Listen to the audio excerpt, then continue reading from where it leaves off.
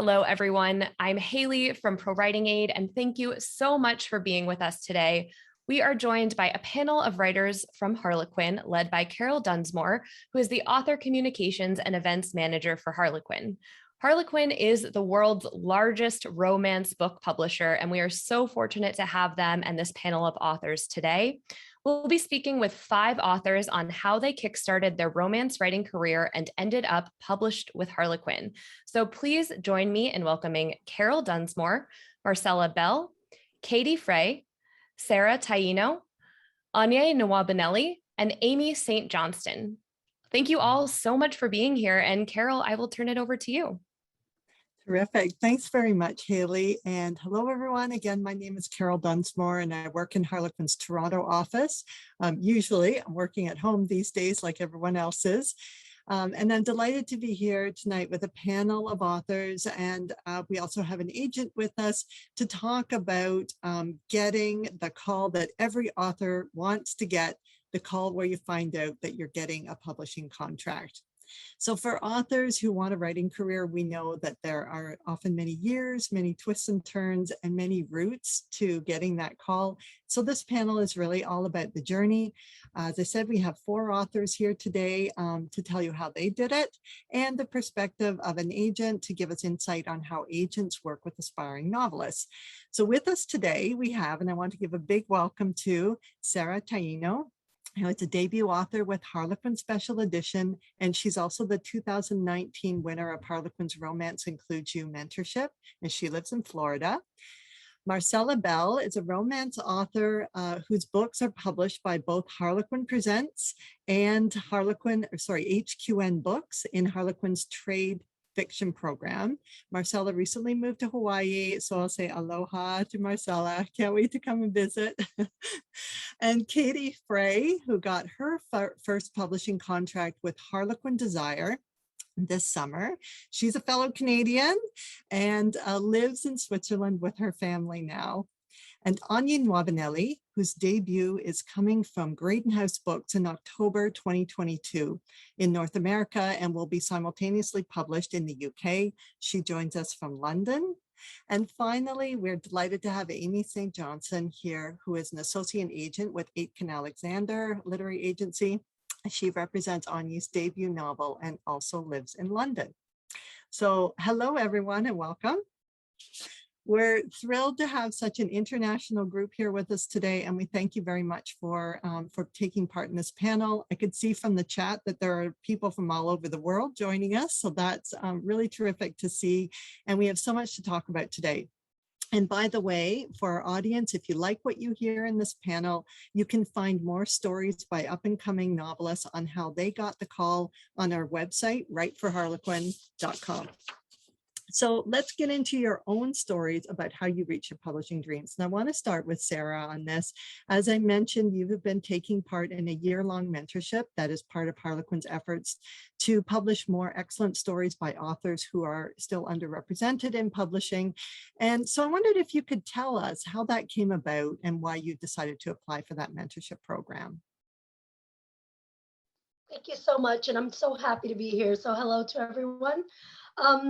I actually saw the advertisement for Romance Includes You. It was on Twitter, and I remember just going through it out of curiosity and seeing the requirements. You had to have a complete manuscript. You had to come from an underrepresented background. The stories had to, have a focus on family and community. And I had a manuscript completed, and I said, well, let me just try it. I mean, the worst that can happen is I'll hear no. And I sent it in, and I kind of let it go. I kind of put it out of my mind while I was working on other projects. And then I got the call, and I found out that I had won, and I was out of my mind. It was unbelievable. I just didn't expect it. So it was a big moment for me. And Sarah, can you tell us a little bit? Your book is now on sale. It was released in August, and you've been working with an editor in our New York office for the past year prior to that. Tell us a little bit about that. Like, I think that what you were hoping to get was to see publishing from sort of from within the business. Just wondering if you can tell people a little bit about what you learned and what that experience was like. It was, I'm an educator. And so as an educator, I understand the value of a mentorship. And it's such a precious opportunity because you're being guided by an expert. And when I saw that was part of the, that was what the mentorship was, it called to me as an educator. And I knew that if I was ever going to really learn how publishing functioned, that would probably be the best way to do it. I didn't expect that I would win, but when I did win, that was the first thing I thought of, is like, wow, I'm actually going to be working with an experienced editor, and he's going to walk me through all the steps of publishing. And that is really what I learned the most. He basically demystified a process that for most new writers is completely hidden from us because we don't know what all the steps are. Sometimes we don't understand all of the process that it takes to bring a book from an idea to actually seeing it on the shelf. And so I was able in fact, I sometimes can't believe it, that I was able to see that from that point of view, because it's not something that you see, and it's not something that you imagine. So that's the biggest thing that I learned, was seeing that process unfold. And I'm going to come back to that a little later, because I think people will be really, interested to hear more detail about that and some of the steps that you went through and how all of that worked. But I want to go to Marcella. Your journey into publishing involved a local bookstore and a book club where you met some published romance authors. So tell us a little bit about how that community was important to getting your first contract with Harlequin Presents. Be glad to. Writing, as for a lot of people, writing has been in my life for a really long time. So I started writing when I was really young and always had this kind of as a persistent interest, but also had a persistent resistance to actually trying. I just felt like the leap between being published and not published just seemed too scary and too big to make for the longest time. And so in my journey to being published, what ended up becoming a really big theme was kind of encouragement from others. And so first it came from my partner. When he and I met, we met in grad school.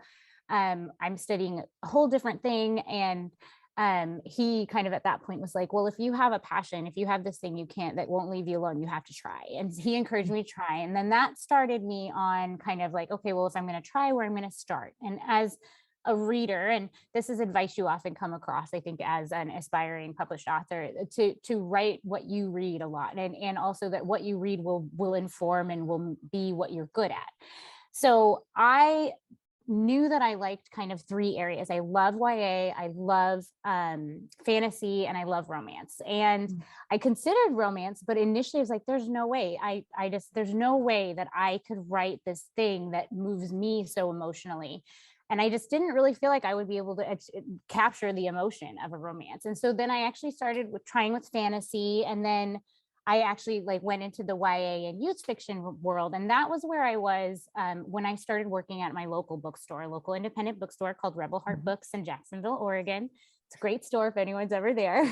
But I started really there because I was committed to kind of changing my life and moving towards that goal of being a published author, but I had not yet had anything really happen. So I was doing all the work. We were writing, submitting to agents, not getting responses, submitting to agents and getting lovely rejections, all of that process. And I was just kind of on that track. And then in this tiny bookstore, this bookstore is 525 square feet. So it's actually literally very tiny bookstore, and in a tiny town of about 2,000 people. In through the door walk two published romance authors. And in a great story of kind of on almost like a meet cute, they came in and they were in and they were looking for blood because there's like, where's your romance? And at the time we didn't really have a lot of romance because the owner had been advised not to carry it. A very common kind of thing in indie bookstores. But so these two authors happen to be Macy Yates and Megan Crane, who writes under the name Caitlin Cruz. And they came in and they challenged us to go against the kind of recommendations. And so we, and I, as a romance reader myself, I had my own plan to be like, I'll just work subtly until we get there. But they just came in like, let's do this. And out of that, we started a romance book club. So we would meet every month. group of women reading romance, talking about romance, but because our leaders were within the industry, the shape of our conversation just became really, really rich and deep. And it was about more than just the kind of subjective elements of it. Like, what did you like? What didn't you like? Did you relate? And into the kind of background of what makes romance work? What is at play in this story? And it almost became like a seminar on romance. Deconstructing romance. Exactly. And with both Macy and Megan write both long form, full length novel romance, as well as write for Harlequin Presents with the category novella length. And so we read both, we did all these things. And eventually they're like, you need to try this. We think you need to try your engagement. We think you should try. So with their encouragement, I was like, all right, well, where do you think I should start? And so I started, they said cowboy, because Macy Yates, if you're familiar with her work, she's definitely a cowboy romance queen. So she's got all of these. So I sat down and I fell in love instantly. Like, it was so much fun. It flowed so naturally that when I finished that first project, I was like, well, what do I want to do next? And I knew I didn't want to do another full length, just dive right in. So I checked out the Write for Harlequin blog, and that was led directly because I knew that Macy and Megan both wrote for the Harlequin Presents line. And the timing was just amazing because there was a Harlequin Presents blitz going on right at that time. And so I decided, I was like, I'm going to try this. And I submitted to the blitz. And then, similar to what Sarah said, I was like, out of your mind, once it's submitted, you can't control anything.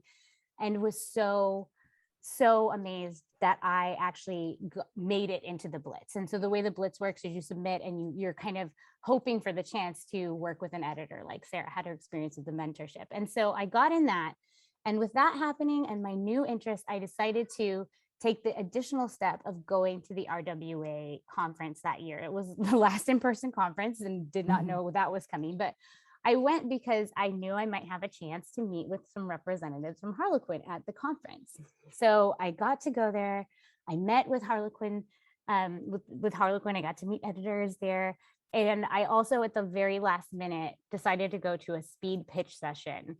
And that matters because I pitched the full length that I had written. So after conference, we get back.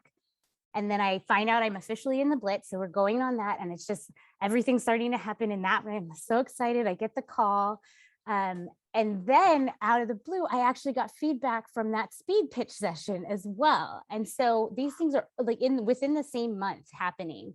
And so that step of going to the conference and actually meeting editors was really important to, it really was. Even though one of your manuscripts had already been noticed in a submission blitz, and that was sort of in course, and you ended up with 2 contracts actually. And I ended up, so very close together, I ended up meeting my, so this was actually an interesting thing too. So I did not end up with the agent I speed pitched with because as soon as I had feedback, I did that recommended thing of like contacting anyone who you still had outstanding manuscripts or communication with. And then ended up actually getting one of those agents. And then going with that agent, she worked with the HQN team, and then I was able to sell my full length as well. So tremendous success on both of them out of the gate there, which is really, really incredible. And, speaking of blitzes, I want to bring Katie into this because she had sort of a similar situation where you answered the call for a submission by Harlequin Desire this time, so not Harlequin Presents, and for Western romances, so cowboys, ranches, sunsets, and your submission was also noticed by Harlequin editors. So can you tell us, and maybe you've heard some things similar in Marcella's story, but tell us about getting ready to submit your story and how that process unfolded when you found out that they were interested in your work. Hi everyone. So it was similar. I decided I had a sort of significant birthday in my life, and I had always considered myself a writer, but I never ever put myself out there as a writer. And I think that I had this birthday, and then I kind of thought to myself that maybe it was time for me to give myself permission to fail. I think I never wanted to try because it was so important to me to be a writer that if I never tried, then I never failed at it. I was always a mom, I was busy, I'm working, blah, blah, blah. There's all these reasons that I can't do it. And the reason isn't because I'm absolutely terrified that I'm going to get rejected and have somebody, you know, not validate what I'm doing is right. And so I had this birthday, I thought, no, this is ridiculous. I'm trying this. And I gave myself permission to fail. And that was a really big piece for me. It sounds kind of idiotic, but it was really important for me to kind of have that space. And then I joined the Harlequin Facebook groups, the Write for Harlequin. I stalked them, spent way too much time on social media, following everybody on Twitter and on Facebook. And then I was home for Christmas and the Harlequin Blitz came up. A few people I connected with and said, oh, I got in via a Blitz. So I was like, okay, I'm going to do it. What do I know about Westerns? Nothing. So I binge watched Yellowstone twice, fell in love with Casey, and then totally used that to write my submission in a month. They were only accepting full manuscripts. So I had just a little over 4 weeks to do my own nano in January. Wow. And it was hard. So what I did from there is I basically did as many swaps with other authors as I could. I wanted to get the most eyes on my work as possible. I had a critique group that I had found online through Facebook, and I was sending out 3 chapters at a time to everybody. And so I was critiquing everybody's work and everybody's critiquing my work. And that was really, really cool. And so from there, I sort of took the people I vibed with the best, and then we deep dove into each other's work. So and that actually led to some really, really good friendships that I have now, which is really cool. They're the first people I called when I got the call from Stacy. I didn't get an offer right out of the boat. I got a revised. Tell us about that. Tell us, how did that work? So they've noticed your submission. What happens next? Yeah. So they put on the Blitz, they always promise you editorial feedback by X date. So I was not putting it out of my mind. There's nothing I could do. No, I was stalking my email. I was checking my phone so much that my battery levels were only holding like 20 minutes at a time. Yeah. So the day of, it was like approaching 5 p.m. of the last day of guaranteed feedback. Everyone in my group has heard back except me. I'm like, I'm not gonna email. And then I get this email back with this really good feedback about, okay, we loved your submission. You need to make it hotter for desire. So there's a few things that she was looking for. And then I attacked the rewrite. For me, a big piece of being successful in the rewrite was just doing it one specific point at a time. So, you know, if I had a point that was, you know, add more chemistry, I read through the whole thing and looked specifically for elements where I could add in some heat, add in some chemistry, focus on a connection. If a point was, you know, this secondary character is really convoluted, I was like, okay, I'm gonna figure out this secondary character now in this read. And then when it was totally done, I bounced it back to my ladies and I was very open to whatever they had to say. And from there, Stacy said, okay, I'll get back to you in a few weeks. And I was like, okay. So I go on my calendar, I marked down 6 because I feel like 6 is a few. And then like from 4 weeks, I started burning out my battery again on my phone. And then finally 6 weeks comes, I haven't heard from her. And in the meantime, I had done a Twitter pitch event. And some people liked my pitch, which is amazing. I don't know how to work Twitter. I'm terrible at it. You do not need to go and follow me on Twitter. There's nothing interesting except for Twitter pitches, which I love. Anyway, and so I write Stacy back and I say, look, other people liked my Twitter pitch. Okay, what do you think about my book? Come on. And she wrote me back and said, okay, can I call you? When would be a good time? And I was like, now is a good time. Call me right now. What? She said, okay, I'll call you in an hour. And then there it was. She offered me a 2-book deal. And I just spoke like an idiot on the phone, chattering kind of like right now.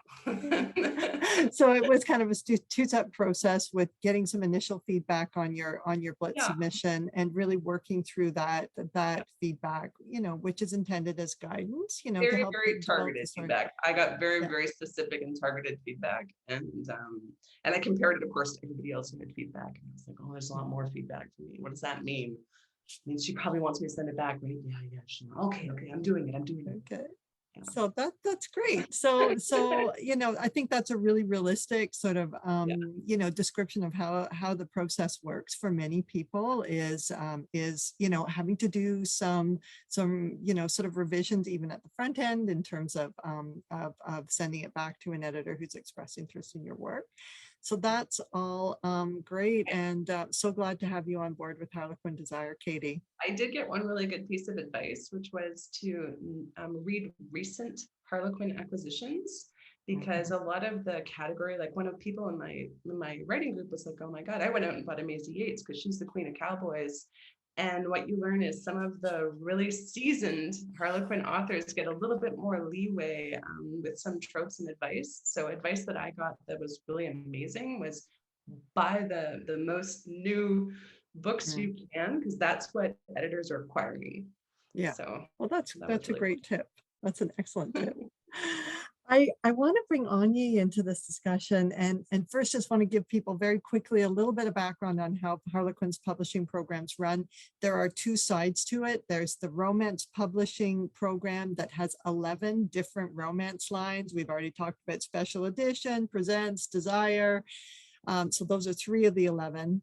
And then there's the trade fiction program with 7 fiction imprints that cover a wide variety of genres and publish about 170, 180 new titles a year. And that's where Anya's novel was published or was contracted for Graydon House Books. So not the category romance or the romance novel that many people would think of with under the Harlequin name, but a fiction novel.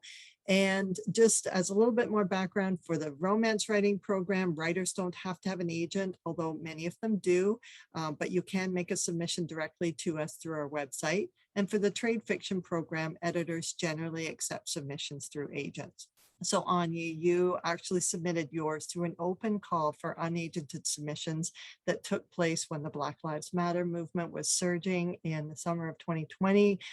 That invitation by our editors attracted almost 1,000 submissions from writers, and your novel stood out among them all for its compelling story and the writing quality, and our team quickly saw something special in it and offered a preemptive deal for the right to publish it.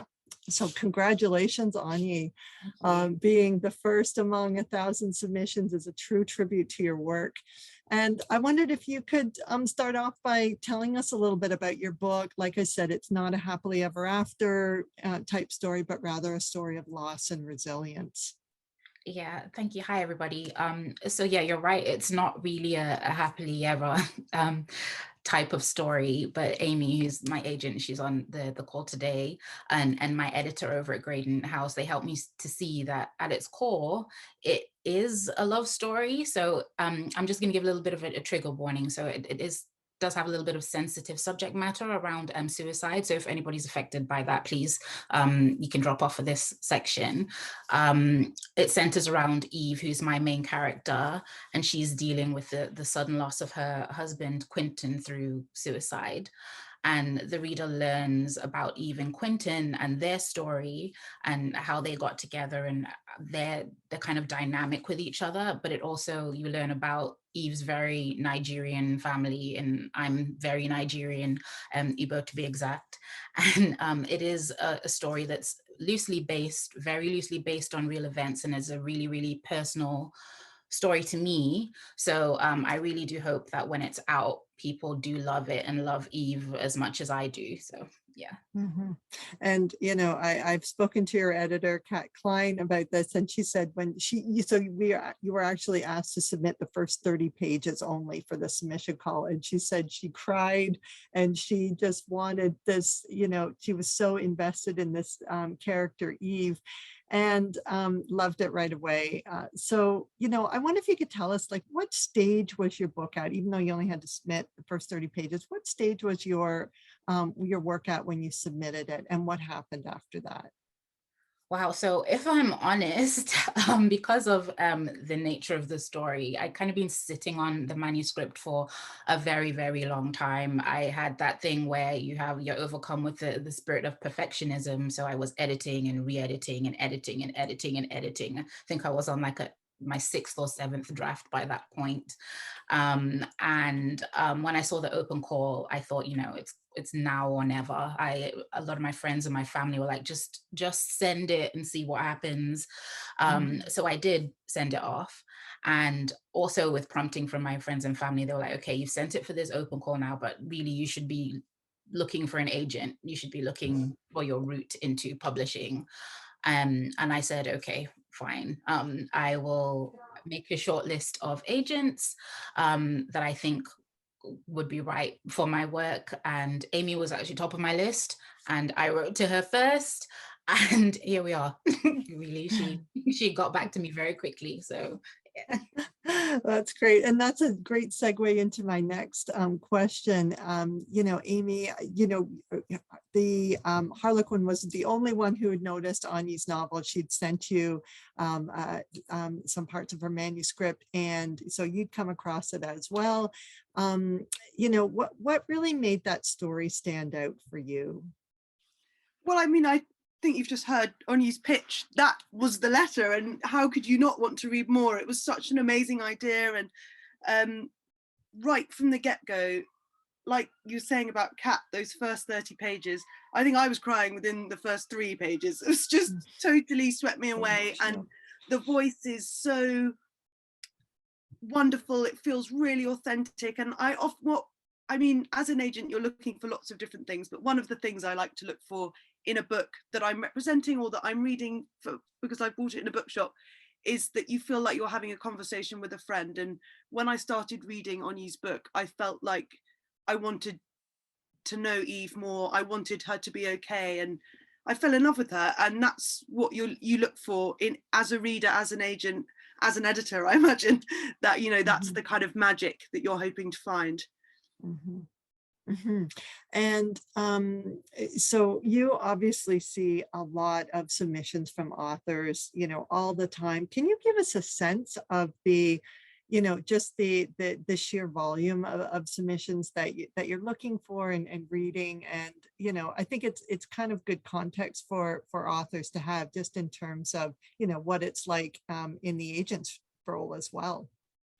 I mean, sure. I mean, our agency is very small. There's only 4 agents, and we receive hundreds of submissions a week. We have a reader to help us, because otherwise it would just be impossible to sort of get through everything and give everything the time it deserves, because all of these writers have put their heart and soul into something, and, you know, we want to make sure that we're giving people the respect and time to read their submissions. But yeah, it's a lot. Particularly after lockdown, lots of people have used this moment to write the novel they've always wanted to write. So we're certainly seeing more submissions than ever, which is great for us, because that means more talent. And we, you know, as an agent, you have to love to read. So we're always happy to do lots of reading. Right. And I guess really important, even though Anya, you've been sort of making your sending your manuscript out in different ways, and you know, and that all paid off and sort of came together with Amy sort of representing your novel in the contract that that you did with Great House Books. So there's a good synergy there. So, you know, I think it's, you know, the point I'm getting from this is that you've all taken different pathways to get to where you did today, but you've all talked about having that confidence to just go for it, and you know, and let people know what you're writing, and talk to editors and talk to agents, which is such, you know, obvious but a huge step to take as well. And I see that there are some questions coming in, Haley. I wondered if we wanted to stop and answer any of those questions at this point. Yeah, so I think there are a number of questions. So first for Anya, Paulette says, you said Amy was at the top of your list for an editor. And I think I'll direct this question to you first, which is, why did you find Amy, and why did you feel she was the right editor for you? And then, but also just in general, I would be curious to hear from all of the writers on the panel, you know, how do you kind of go about finding people you're interested in working with? But we'll go with Anya first. Okay, so I know that Aitken Alexander, where Amy works, is kind of they they're a bit unique in that they are a bit of an editing / agency. So I knew that Amy, first of all, I read her profile and I was like, fantastic. She's exactly the kind of agent that I think will get Eve and get the work that I'm producing. But I also knew that I'd still need someone to hold my hand quite quite hard in the first few steps. And Amy has done exactly that. So we worked very closely at the beginning. What I submitted in the open call, I mean, it's very, very similar, but it's still different to what Amy ended up, putting out for submission to publishers. And she helped me shape that manuscript in a way that she knew. She helped me bring out Eve's voice in a way that she helped me see it from different perspective. And she really has been there from start to now to answer all of my questions. I'm sure she's tired of me by now, but she really is there. She's like, she's my literary therapist. So yeah, it was definitely the right call. Yay me for having discernment. So that's great. And then for anyone else who's has something to add, is there a way that you've gone about finding people to support you, or are there, ways that you have particular things that you're looking for in terms of agents or editors or anything like that?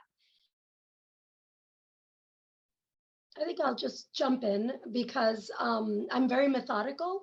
And so one of the things when I stumbled onto the Harlequin mentorship, I had been doing significant research. And so I used the tools, Publishers Marketplace. But one of the things that I did was because I read a lot. I should probably. And what I do is I look at the books that I love, and then I follow up with those books. Like if things to share characteristics with things that I'm writing, then I follow the trail. And I say, well, who is representing, this person, and where are they getting their support? And then I kind of follow that breadcrumb trail, because what happens is I'm trying to find comparisons to my work so that I can also, I'm not wasting time and other people's time sending my work out to people who may not be looking for that.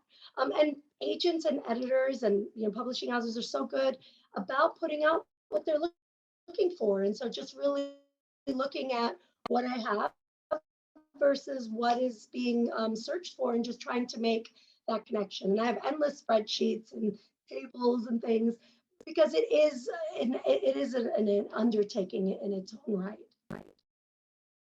Amazing. Thank you for sharing. Does anyone else have anything to add? If not, we can move on to another question. Okay. So a number of folks have asked about how many books you had written before you signed with Harlequin. And I think that's just such a fascinating question, because I feel like for a lot of us in the audience, we're working on our first book, or we've been working on one book for a really long time, or I think there's a lot of nerves around, does the first book have to be the book that is sold, or, is it just good practice? So yeah, does anyone, maybe Marcella or Katie, do you have any thoughts on how much you were kind of writing before you signed? So I definitely, the book that ended up becoming The Wildest Ride was the first romance I ever tried, but I had actually, so the very first book I ever wrote was a NaNoWriMo book, and that was a fantasy. And then after that, I actually had really focused in on middle grade. And so my book that I wrote over and over and over and over and over again, like eight different drafts, that kind was actually middle grade. And then I had that kind of practice of just kind of really doing it over and over again before I tried the romance for the first time. So in that process, I had learned a lot about what my kind of areas of improvement were, what I needed to learn about how to construct a book, so that by the time I got to that, I had actually had that experience, and then was ready actually to do something where my creativity could kind of stand out. And one of the things that my agent had said was that she's like, I'm surprised that this was your first romance. And I explained to her, and it was my first romance, but it wasn't my first book. It's not the book where you see all of my learning happening. Great. Katie. I don't know. A different way. I had this great idea that I'd had for years about twins and amnesia and a faux car crash and all this, which was hilarious to write. And I had all these fabulous characters. And by the time I'd finished it, this was my birthday book, it was 75,000, what was that, 90,000 words. I got it down to 75 and I couldn't edit it any further. And okay, forget it. I'm not going to even try and publish anywhere else. I'm just going to self-publish this book. I saw someone else asking about self-publishing. I thought, I love that. If it can't be Harlequin, it's going to be Katie doing it. So I put that book out, and I took the decision to put it out, and then it was Christmas, and then the call came up for the Westerns, and I thought, okay, I'm just gonna write this book. And so no, I mean, I had one book that I self-published that I hadn't even put up yet for self-publishing, and then I wrote the Western. And what I would say to people who get really intimidated about, like, I mean, I spent a very embarrassingly long time working on Nearly Wed, and then I wrote the Western in a month, and then it gets faster and faster and faster. You know, Harlequin, like the 2-book offers, and my second book was really quick. And then before I even have the final edits on the second book, I'm looking at another 2, and you do get a lot quicker at writing. You learn the structure, and you find, you know, with the help of an editor working with you, and it gets a lot easier. I think. Yeah, no, that's great. And I think in general, it's a skill. And I think that's something that's just so important for all of us to remember. I think we think that writing is something that we're inherently born with. And of course, like many of us have stories inside of us and things that we want to tell. But when it comes down to the craft of structuring a story and writing, you have to do it a lot, you know, like I have thousands of books I've thought about for years and years, but putting them to paper is completely different. Things that being able to get rid of a book and move on Yes. from it, but say, okay, this is done now. This is finished. I gave myself a heart. Then I was like, okay, I'm not going to rewrite chapter 1 anymore. Chapter 1's fine. And I'm going to go on to the next book, and being able to keep moving on is really important. Yeah, I love that. So someone asked specifically for Anya, and then I'd also love to hear from the rest of the writers, and we can just pop around. First, Anya, how did you develop your story?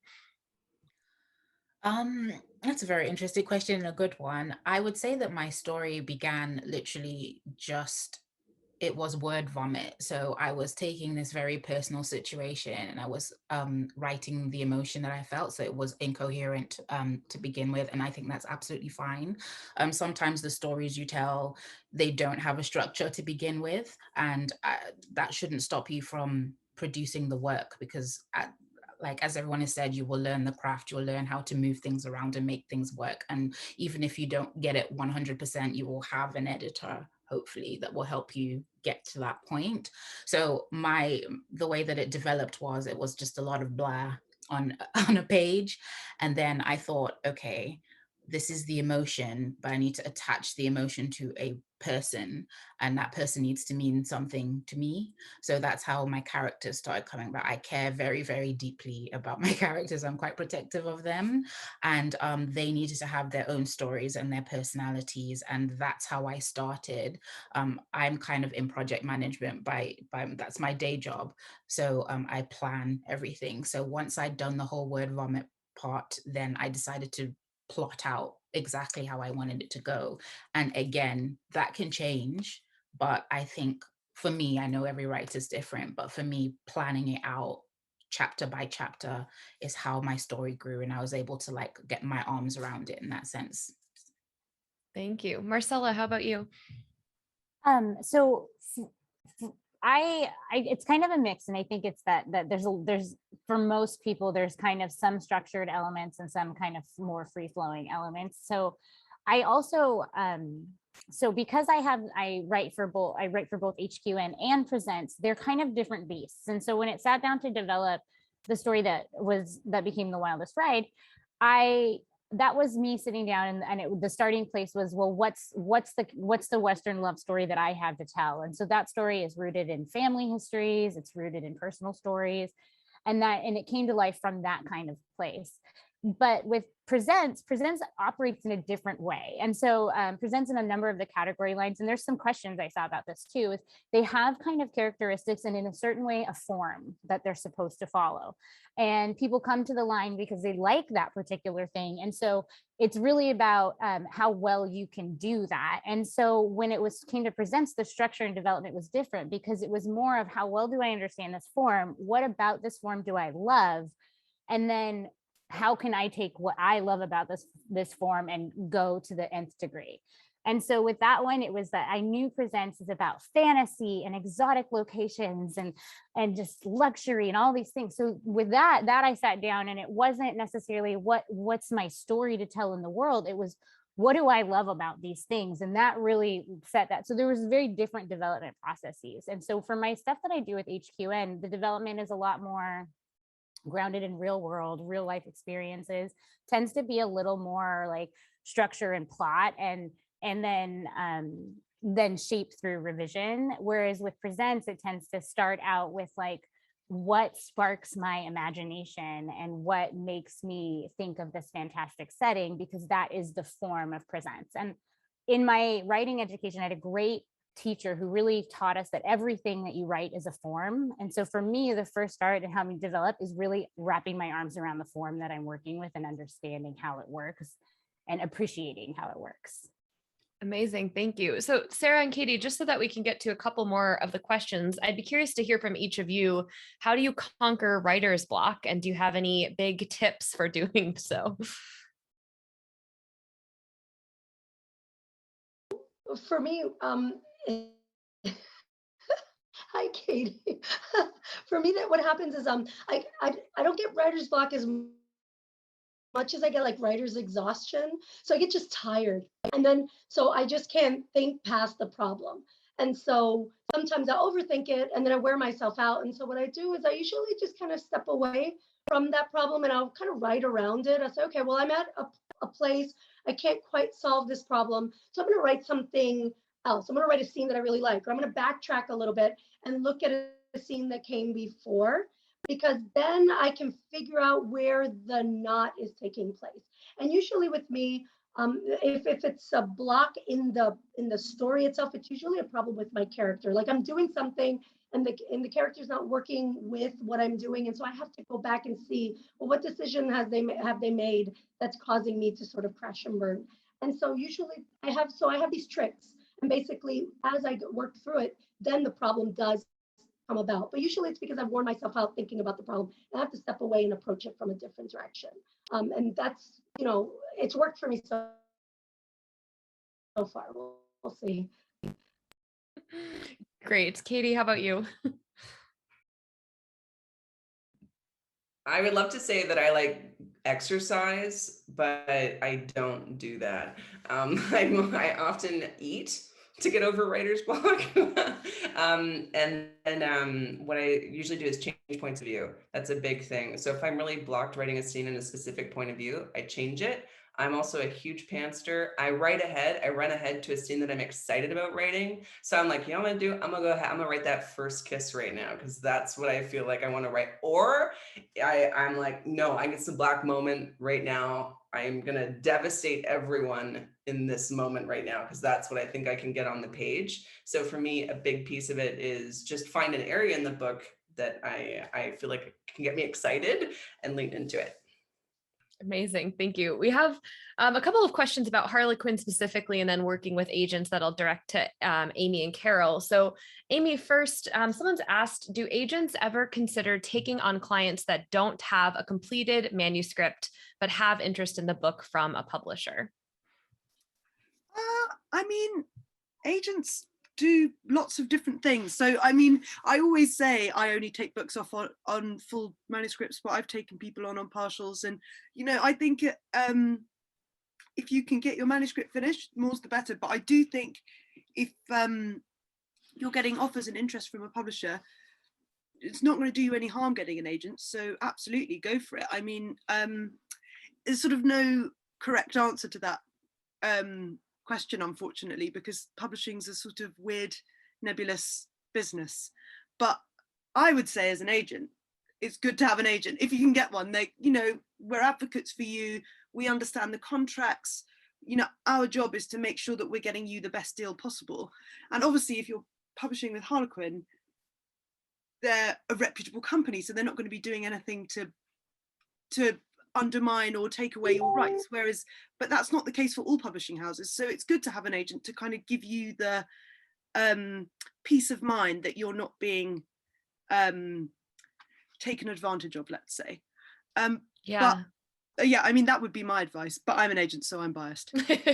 Yes, no, I mean, it's good advice to hear, because I think that we've had a lot of folks ask, is an agent necessary? How does an agent come in? And I think it's important to remember that not everyone always has your best interests at heart as a writer. And so working with someone who can support you through that and who knows the business is important. And I don't know, I mean, in the UK, we have an organisation called the Society of Authors, which provides sort of information about royalty rates and things if you were an unagented author who was going into to a publishing contract. And I'm sure there's something comparable. I don't have the knowledge of what that would be over in North America, but there must be something comparable where you can kind of see at least that what kind of level of royalties you should be getting, just because it's worth doing your due diligence always. If you're reading any contract, you kind of need to know what you're signing.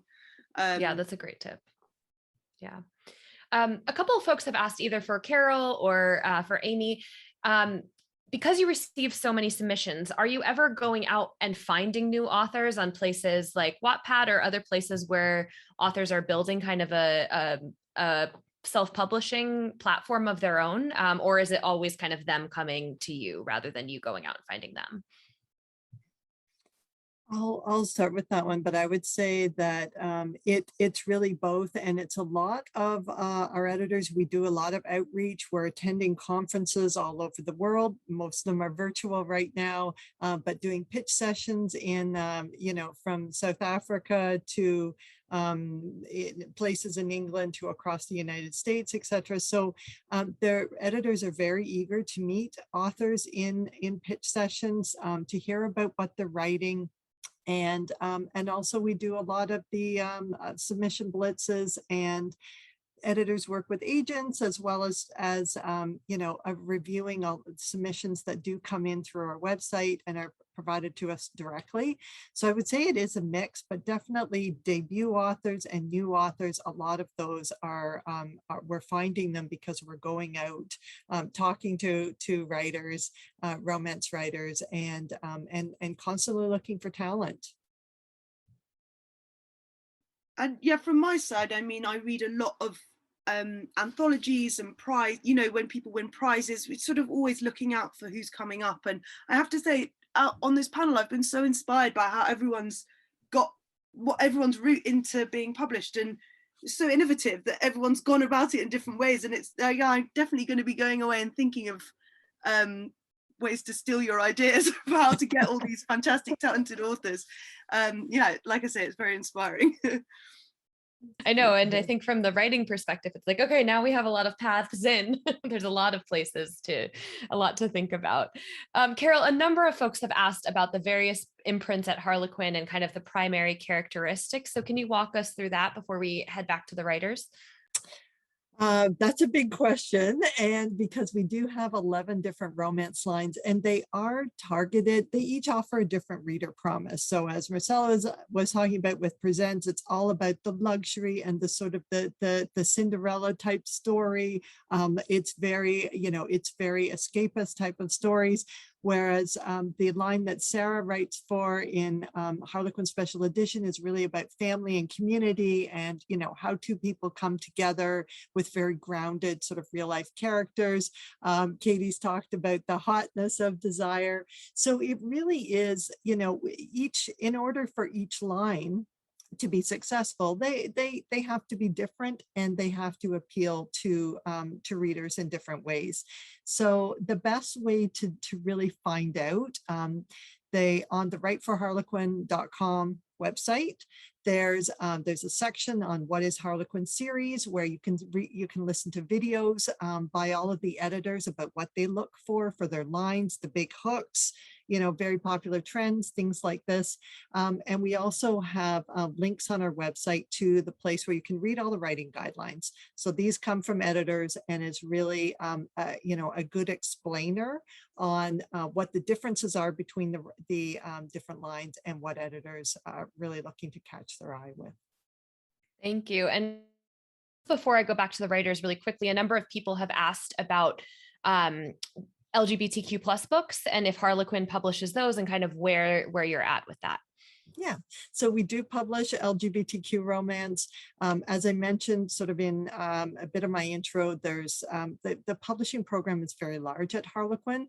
There's the romance writing, the series romance lined. There's the 7 imprints on the trade side that are fiction.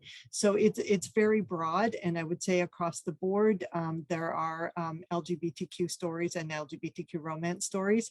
Carina Press is our digital first imprint. It publishes a lot of, really across a lot of genres, but romance is a big one of them. And a lot of LGBTQ romance is published there.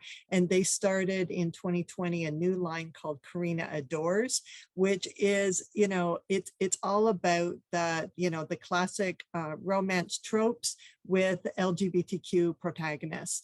And that line is published monthly. So it's a little bit of a hybrid. They're longer, like trade novels, but they're monthly, like series publications. And those ones are both digital and in print at retail. So I would take a look at Carina Press especially, but LGBTQ romance is published across the program. Great, thank you. And I'm just going to drop the links in one more time. So we have links to each of our authors' websites and where you can find them. So please follow them and find them and order their books. They're very enjoyable. And then you can also learn about writing for Harlequin at writeforharlequin.com. So I'll post these a number of more times in the chat. But I'd love to just close out, as I can't believe we're already at the top of the hour, but I would love to just close out each of the writers. So someone in the chat asked an interesting question, which is, how did you decide what the first line of your book will be? So if we can just popcorn around to each of the writers, I guess, for those of you who have multiple books, maybe first line of your first book, or a first line that you have that's memorable. But we'll just popcorn around and then we'll close out for the night. I will jump right in. So, so I don't have a kind of fast, quick way, but so what I've realized as I've been going through this process and as I've worked on more projects is that I will typically open with the character that has the most to learn or the greatest journey to go. And I find that starting with that character, I'm often able to kind of dial into or capture the essence of what's going to be the main conflict or the main struggle or the main point of growth that's going to happen in the book by dialing in with that character. So the character that's the most problematic is usually the one, or that has the most growth to do is the one I will start with usually. This is going to sound a bit weird for me, but I try and go with a line that is a little bit ominous, because I find that people respond to that, and I certainly do. So it kind of draws the reader in. So yeah, people ask before, how many books have you written? Is this your first? I have 3 books that will never see the light of day, and all of their opening lines are ominous. So that's how I choose.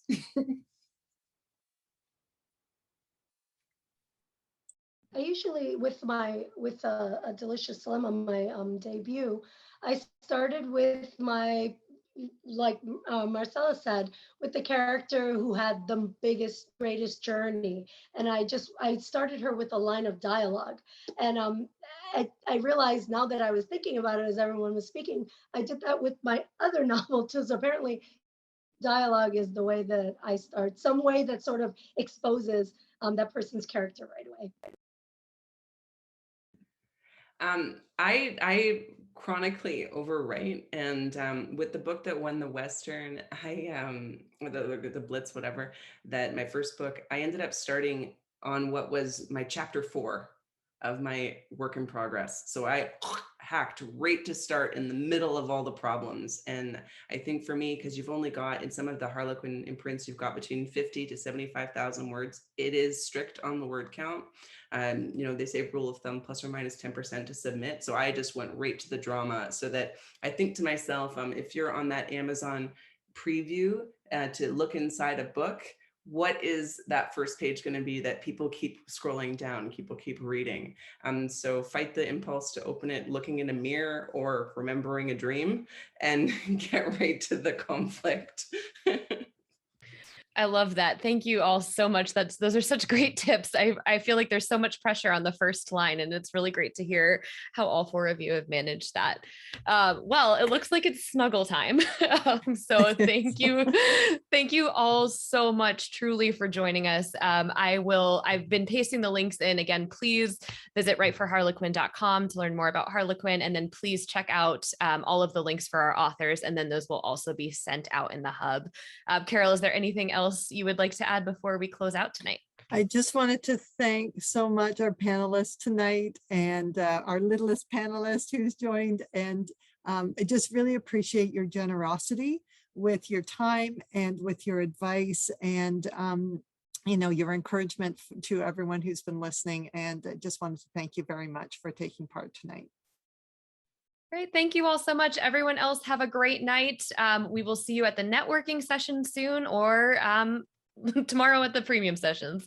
Good night, everyone.